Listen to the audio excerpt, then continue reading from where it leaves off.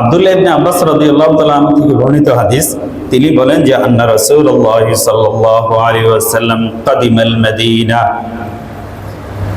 ফাওয়াজাদাল ইয়াহুদ সিয়ামান ইয়াউমা আশুরা।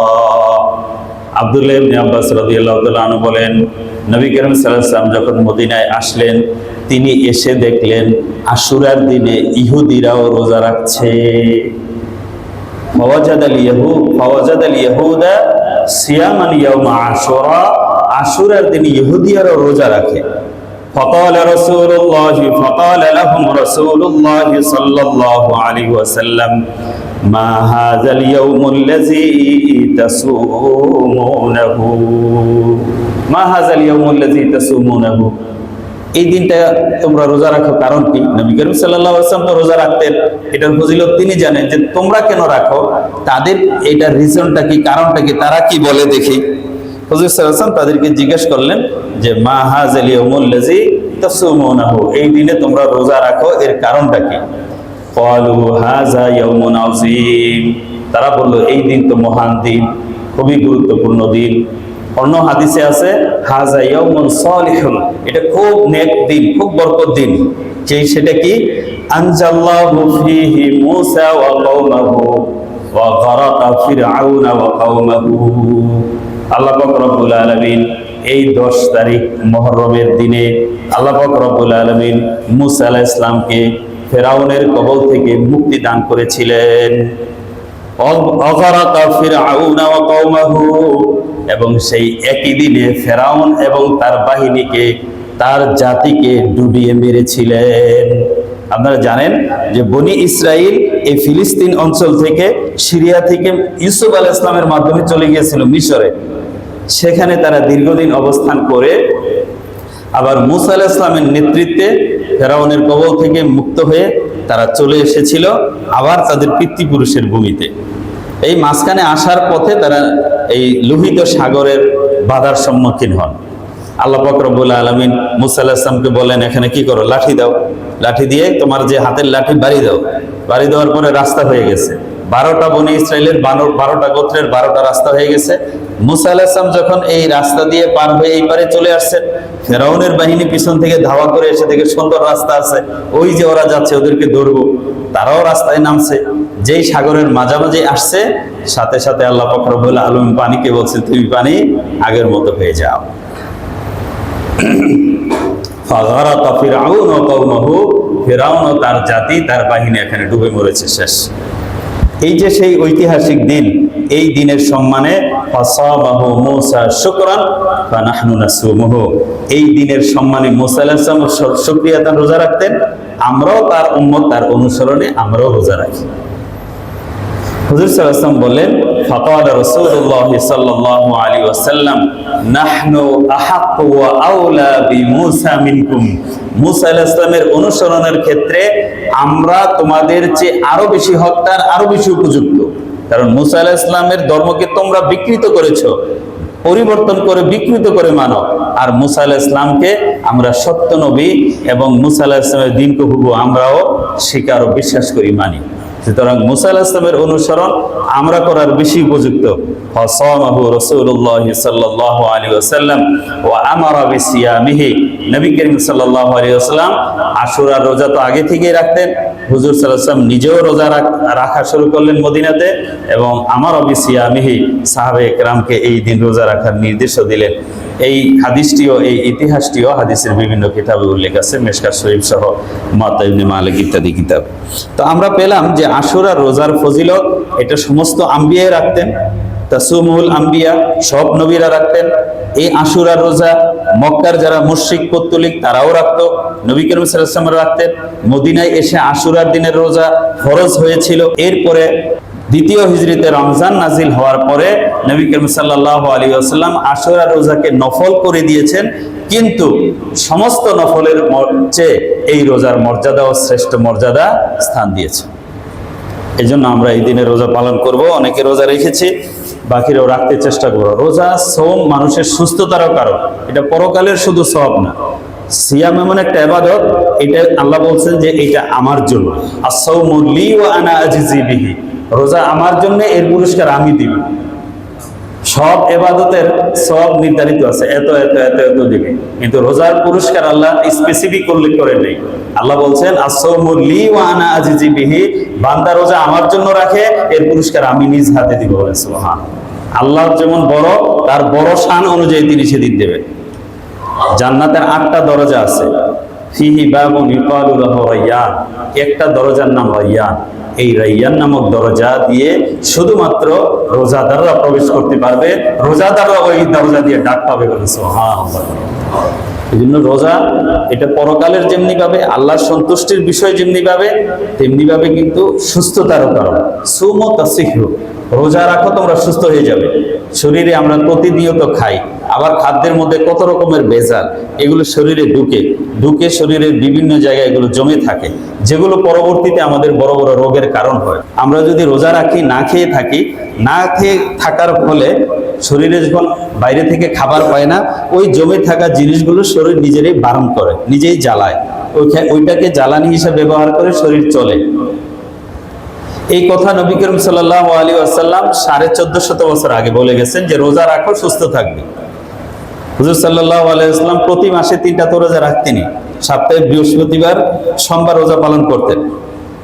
এটা অনেক বছর পরে এসে 2016 সনে বিজ্ঞানী ইউশোনারি অশ্বমি, জাপানের স্বাস্থ্য বিজ্ঞানী, চিকিৎসা বিজ্ঞানী, তিনি এটা আবিষ্কার করলেন যে মানুষ দীর্ঘ সময় না খেয়ে থাকলে মানুষের জমে থাকা শরীরের টক্সিনগুলো বার্ন হয়ে যায়, জ্বলে পুড়ে শেষ হয়ে যায়, এবং নিজে নিজেই শরীর কি করে রিসাইক্লিং হয়ে ভালো কোষ তৈরি করে, নিজেই শরীর তার কুদরতি বা প্রাকৃতিক যে পরিচালন পদ্ধতি, সেই পদ্ধতির মাধ্যমে শরীর নিজেই নষ্ট কোষগুলো খেয়ে ফেলে, মেরে ফেলে, ভালো কোষ সেখানে তৈরি করে। আবিষ্কার কে করছে? বিজ্ঞানী ইউশোনারি অশ্বমি। এই জাপানি বিজ্ঞানী এই আবিষ্কার করে এটা তিনি যখন প্র্যাকটিক্যাল প্রমাণ করে দেখিয়েছেন, তখন চিকিৎসা বিজ্ঞানে একটা হইচই পড়ে গেছে, নাড়া পড়ে গেছে যে না খেয়ে থাকলে এত উপকার। তাকে এই ব্যাপারে নোবেল পুরস্কার দেওয়া হয়েছে এই আবিষ্কারের কারণে। কিন্তু এই আবিষ্কারের কথা, এই সুস্থতার কথা মুসলমান 1450 বছর চর্চা করে আসছে, এটার কোনো কিন্তু নোবেল নাই। আমরা নোবেল নিব কার কাছ থেকে? আল্লাহর কাছ থেকে। তো মুসলমান কষ্ট, আহারে কষ্ট, আরে কষ্ট, একটু যদি কষ্ট না করেন, একটু ক্ষুধাকে বরণ না করেন, কষ্ট না করলে কি জান্নাত এমনি এমনি আসবে? এমনি এমনি আল্লাহর সন্তুষ্টি পাওয়া যাবে? আল্লাহ খায় না, ফেরেশতারা খান না। আমি না খেয়ে আমার নফসকে কন্ট্রোল করে আল্লাহ এবং আমাদের মালিককে সন্তুষ্ট করে আমাদের অর্জন করতে হবে। তো আমরা রোজা রাখতে চেষ্টা করব, অন্তত সোমবার বৃহস্পতিবার রাখবো। আমরা যারা 2টা রেখেছি আলহামদুলিল্লাহ, পারলে আরো আরেকটা রাখার চেষ্টা করবো। আল্লাহ তৌফিক দান করেন, আমিন। তো এই যে কোরআন এবং হাদিস থেকে আমরা আশুরা দিনের ফজিলত, মুহররম মাসের ফজিলত ও তাৎপর্য জেনেছি। এই সাথে বিরাট বড় এটা কেন, এটা বিভিন্ন তাফসীরের কিতাবে বিভিন্ন কারণও লিখছে। আচ্ছা, কোরআন এবং হাদিস থেকে বললাম, এবং ঐতিহাসিক সূত্র থেকে কিছু ফজিলতের কথা বলি, যে ব্যাপারে কোনো সত্যতার গ্যারান্টি নেই। এটা হয়েছে কারণ যেই সূত্রটা অথেন্টিক না, সেই সূত্রের কথার ব্যাপারে গ্যারান্টি দেওয়া যাবে না। হতেও পারে, নাও হতে পারে। কোরআন হাদিসের বিপরীত না হলে আমরা বলবো হতেও পারে, নাও হতে পারে। আর কোরআন হাদিসের বিপরীত হলে অন্য কোনো সূত্র থেকে পাওয়া জ্ঞানের ব্যাপারে আমরা বলবো যে এটা সত্য না। কারণ কোরআন হাদিস আমাদের মূল মানদণ্ড, এর সাথে যেহেতু সাংঘর্ষিক, কোরআনের এবং হাদিসের নীতির যেহেতু বিপরীত, এটা সত্য হতে পারে না। আর যদি নীতির বিপরীত না হয়, তাহলে হতেও পারে, নাও হতে পারে। এই ব্যাপারে এই আশুরাকে কেন আশুরা বলা হয়, এর একটা ফজিলত বর্ণনা করেছে হাশিয়াতু জামাল আলা শারইল মানহাজ। হাশিয়াতু জামাল আলা শারহি মানহাজ শাফি মাযহাবের ফিকহের একটা গুরুত্বপূর্ণ কিতাব। এই কিতাবের মধ্যে লেখা হয়েছে যে ইন্নাল্লাহ তাআলা আকরামা ফীহি আশরাতুম মিনাল আম্বিয়া বিআশরি কারামাত। আল্লাহ পাক রব্বুল আলামিন এই আশুরার দিনে 10 জন নবীকে বড় বড় 10টা কারামত এবং মুজিজা দান করছেন। এই কারণে এই দিনকে আশুরা বলা হয়। আশুরার এক অর্থ আশের, 10ম তারিখ হলো আশুরা। আশারাতুন মানে 10, আশিরুন মানে 10ম তারিখ। যেহেতু এই তারিখটা মুহররমের 10 তারিখ, সেহেতু এটা আশুরা। এটা একটা কারণ। আরেকটা কারণ ওই হাশিয়াতু জামালের মধ্যে লেখা হয়েছে, হাশিয়াতু জামাল আলা শারহিল মানহাজ, সেখানে বলা হয়েছে লিআন্নাল্লাহ তাআলা আকরামা ফীহি আশরাতুম মিনাল আম্বিয়া বিআশরি কারামাত। আল্লাহ পাক রব্বুল আলামিন 10 জন নবীকে এই দিনে 10টা শ্রেষ্ঠ মর্যাদা কারামত দান করছেন, এই জন্য এই দিন আশুরা। সেগুলো কি? যে মুসা আলাইহিস সালামকে মুক্তি দান করেছেন, এটা তো জানলাম। মুসা আলাইহিস সালামের মুক্তি এই দিনে হয়েছে। নূহ আলাইহিস সালাম, সারা পৃথিবী নূহ আলাইহিস সালামের সময় পানিতে ডুবে গিয়েছিল। নূহ আলাইহিস সালামের দোয়ার বরকতে ওনার নৌকার মধ্যে যারা ছিল ঈমানদার তারাই ছিল, বাকি সব মরে শেষ। 6 মাস পানিতে ভেসেছিল সেই কিস্তি। যেদিন এই কিস্তিটা প্রথম মাটি ছুঁয়েছিল, সেই ইরাকের জুদি পর্বতে প্রথম মাটি ছুঁয়েছিল, নোঙ্গর করেছিল, সেই দিনটা ছিল মুহররমের এই আশুরার দিন। ওই কিতাবে লেখা আছে। ইউনূস আলাইহিস সালাম মাছের পেটে দীর্ঘদিন ছিলেন, 40 দিন মাছের পেটে ছিলেন। আল্লাহর পক্ষ থেকে শিখানো তাসবিহ পড়েছেন, লা ইলাহা ইল্লা আনতা সুবহানাকা ইন্নী কুনতু মিনাজ জালিমিন। এই দোয়া আল্লাহ পড়তেছিলেন, আল্লাহ শিখিয়ে দিয়েছেন। শেষ পর্যন্ত মাছে সেটা হজম করতে পারে নাই। মাছের পেটের ভিতরে অক্সিজেন নাই, সাগরের পানির নিচে এই ঘুটঘুটে অন্ধকারের মধ্যে, এই 3 অন্ধকারের থেকেও তিনি সুস্থ ছিলেন, বেঁচে ছিলেন। 40 দিন পরে যেদিন মাছ তীরে এসে ইউনূস আলাইহিস সালামকে এই বমি করে রেখে গিয়েছিল, সেই দিনটা ছিল মুহররমের 10 তারিখ। এবং আদম আলাইহিস সালামের তওবা 350 বছর, অথবা কোন বর্ণনায় 250 বছর এই দুনিয়ায় এসে লজ্জায় কান্নাকাটি করেছেন যে আল্লাহর হুকুম আমি পালন করতে পারলাম না।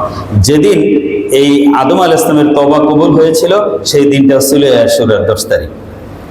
ইউসুফ আলাইহিস সালাম কুয়ায় ভাইরা ফেলে দিয়েছে, কুয়ার অন্ধকারে তিনি ছিলেন মৃত্যুর পথযাত্রী। এমন সময়ে যেই দিন ইউসুফ আলাইহিস সালামকে আল্লাহ পাক এই কুয়া থেকে মুক্ত করেছেন, সেই দিনটাও ছিল এই মুহররমের 10 তারিখ, আশুরার দিন। যেদিন ঈসা আলাইহিস সালাম আল্লাহর কুদরতি সন্তান, কোনো পিতা ছাড়া, মায়ের বিবাহ ছাড়া আল্লাহর স্পেশাল কুদরত প্রকাশ করে যেই মানুষটিকে আল্লাহ পাক পৃথিবীতে এনেছিলেন, সেই ঈসা আলাইহিস সালামের জন্ম হয়েছিল এই মুহররমের 10 তারিখ, আশুরার দিন। দাউদ আলাইহিস সালামের তওবা কবুল হয়েছিল আশুরার দিন। ইব্রাহিম আলাইহিস সালাম নমরুদের আগুনে ফেলে দেওয়া হয়েছে, আগুন জ্বালাতে পারে নাই ইব্রাহিম আলাইহিস সালামকে, রশি কাপড় পরে গেছে, তার দেহের পশম পরে নাই। আল্লাহ পাক রব্বুল আলামিন এই নমরুদের আগুন থেকে ইব্রাহিম আলাইহিস সালামকে যেদিন মুক্ত করেছিলেন, সেই দিনটাও ছিল এই মুহররমের 10 তারিখ, আশুরার দিন।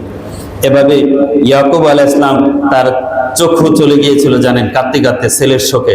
যেদিন তিনি আবার ছেলের খবর পেলেন এবং তার চোখের জ্যোতি যেদিন ফিরে পেলেন, সেই দিনটাও ছিল এই মুহররমের 10 তারিখ। আমাদের নবী করিম সাল্লাল্লাহু আলাইহি ওয়াসাল্লামকে আল্লাহ পাক একটা স্পেশাল মর্যাদা দিয়েছেন। এটা সম্মান।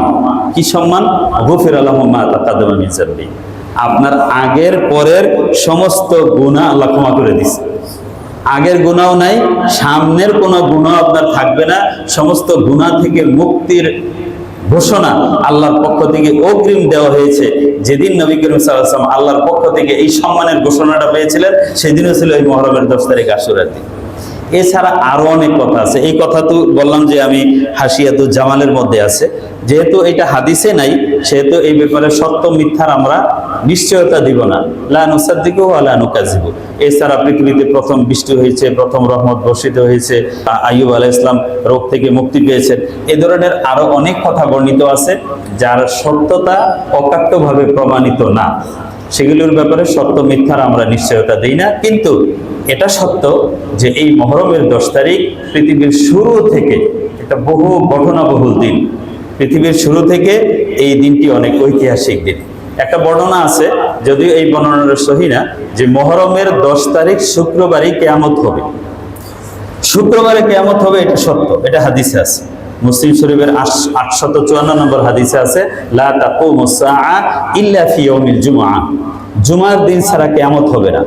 কিয়ামত হবে জুমার দিন। আল্লাহ পাক প্রথম দুনিয়া সৃষ্টিও করেছেন জুমার দিন, পৃথিবী শেষও হবে, কিয়ামতও হবে জুমার দিনে। কিন্তু সেই জুমাটা মুহররমের 10 তারিখ, এটা একটা সূত্র আছে, এই অংশটুকু সহি না, কিন্তু জুমার দিন এটা সহি। লা তাকুমুস সাআ ইল্লা ফি ইয়াউমিল জুমআ। কিয়ামতের দিন যেদিন হবে, সেই দিনটি হবে কি? জুমার দিন, শুক্রবার দিন, যেদিন আল্লাহ পাক রব্বুল আলামিন এই পৃথিবী ধ্বংস করবেন। এই জুমার দিন পৃথিবীর শুরু থেকে একটা বিশেষ মর্যাদা সম্মানের দিন। তো আমরা ঐতিহাসিকভাবে এই দিনটি পেলাম। এই দিনের সাথে যে যুক্ত হয়েছে 61 হিজরিতে হুসাইন রাদিয়াল্লাহু তাআলা আনহুর শাহাদাত। আমরা মুহররম বলতে ওই হুসাইন রাদিয়াল্লাহু তাআলা আনহুর শাহাদাত, কারবালার ইতিহাস, কারবালার ঘটনা, এটাকেই বুঝি, এটাকেই চর্চা করি। এটা একটা ভুল বার্তা, ভুল ঐতিহাসিক চর্চা। আমাদের বিশেষভাবে এই উপমহাদেশ সাবকন্টিনেন্টে আমরা মহরম বলতে ওইভাবে এটাকে মূল্যায়ন করি, চিত্রায়িত করি, এটা যদিও সত্য না। এ ব্যাপারে আলোচনা যদি মহরমকে করি, এটা আসলে মনে হয় আরেকদিন করলেই ভালো হবে। এই দিনে মহরমের কিছু শিক্ষা আছে এবং করণীয় আছে, এবং মহরম বিষয়ে আমাদের অবস্থান কি হবে।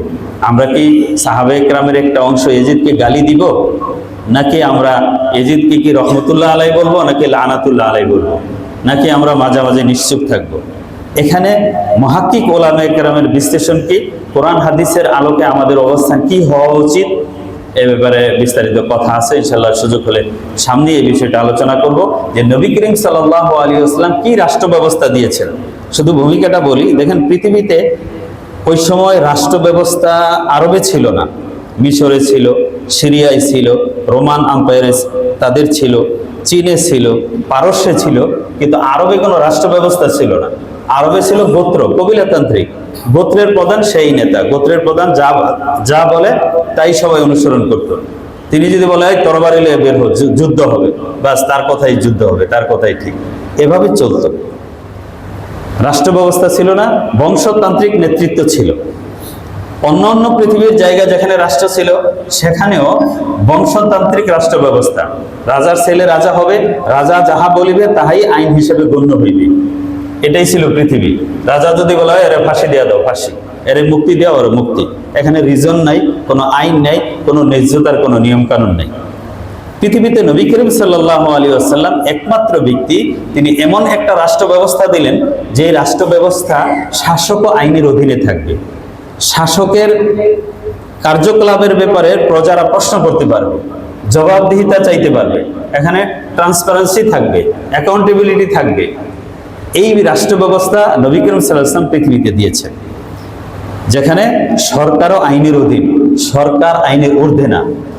পাশ্চাত্য যেগুলো সরকার ব্যবস্থা ছিল সেখানে শাসক আর প্রজাদের মধ্যে সম্পর্ক ছিল মালিক আর মামলুকের। রাজা হইল মালিক, প্রজা হইল তার ভৃত্য, গোলাম। যা বলবে তাই করতে হবে, তাকে যদি মেরে ফেলবে, কোনো জবাবদিহিতা নেই। কিন্তু হুজুর সাল্লাল্লাহু আলাইহি ওয়াসাল্লাম এমন এক সরকার ব্যবস্থা দিলেন যেখানে জনগণের পরামর্শ থাকবে, শুরা ব্যবস্থা থাকবে, আমির শুরার অধীনে পরামর্শে চলবে, তিনি এদিক সেদিক হইলে তাকে প্রশ্ন করতে পারবে। এই জন্য ওমর রাদিয়াল্লাহু তাআলা আনহু, আবু বকর রাদিয়াল্লাহু তাআলা আনহু প্রথম খলিফা হয়ে যে ভাষণ দিচ্ছেন, কি ভাষণ দিয়েছেন? আমি যদি কোরআন হাদিস অনুযায়ী রাষ্ট্র পরিচালনা করি, আপনাদের নির্দেশ দেই, আপনারা সেটা মানবেন, আপনারা মানতে বাধ্য, ওয়াজিব। আর যদি আমি কোরআন হাদিস থেকে বিচ্যুত হয়ে চলি, আপনারা আমাকে শুধরে দিবেন, আপনারা আমাকে বাধা প্রদান করবেন। এবং মুসলমান শাসনের কি নীতি ছিল? আমাদের মধ্যে সে যে সবচেয়ে বেশি দুর্বল, রাষ্ট্রের কাছে সে সবচেয়ে বেশি শক্তিশালী, আর যে সবচেয়ে বেশি শক্তিশালী রাষ্ট্রের সামনে সে সবচেয়ে বেশি দুর্বল। শক্তিশালীর কাছ থেকে অধিকার নিয়ে দুর্বলকে অধিকার বুঝিয়ে দেওয়া, এটাই ছিল রাষ্ট্রের কাজ। এই রাষ্ট্র ব্যবস্থা নবী করিম সাল্লাল্লাহু আলাইহি ওয়াসাল্লাম দিয়েছেন, এইটাই চর্চা হয়েছিল। এই রাষ্ট্র ব্যবস্থার মধ্যেই একটা দুর্ঘটনা হলো এই হুসাইন রাদিয়াল্লাহু তাআলা আনহুর শাহাদাত। ইনশাআল্লাহ আমরা সামনের সপ্তাহে সম্ভব হলে সেই বিষয়ে আলোচনা করব।